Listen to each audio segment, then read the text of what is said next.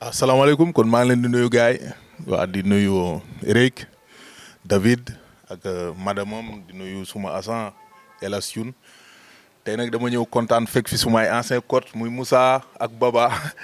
waa ñoom lu Tapha Tine capable rek xam nañ quoi franchement maa ngi am mbégte bu baax di kontaan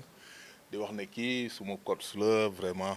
xam nga préparé ma pendant 5 6 mois xam nga te xam nga bi ma ñëwee rek wu ma ko quoi. bi ma jàppanteeg Bombardier moom xam na ne li ma doon travail loo xam nga ñëw naa appliqué ko surtout yàlla may ma ndam aja maa ngi lay nuyu ça va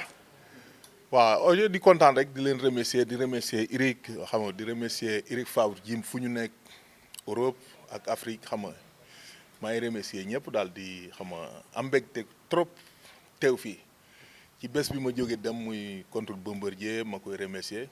waaw voilà xamoon naa ne bu ñu dajee it nii lay demee quoi parce que man li ma liggéey xam nga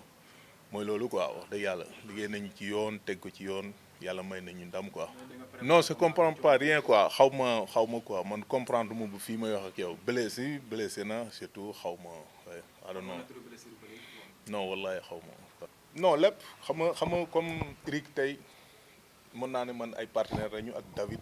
bon dañuy liggéey ensemble bon.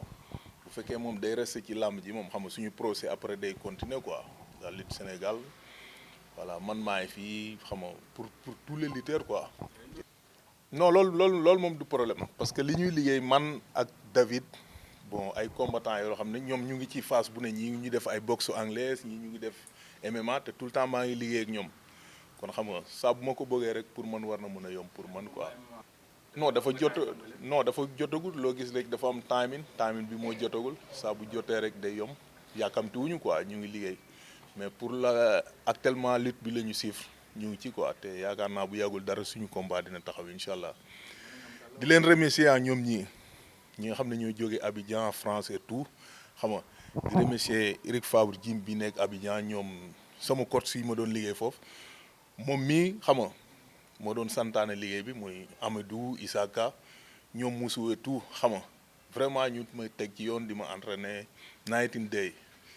kon maay kontaan bu baax ci Abidjan c'est mon deuxième pays incha allah oui merci en tout cas.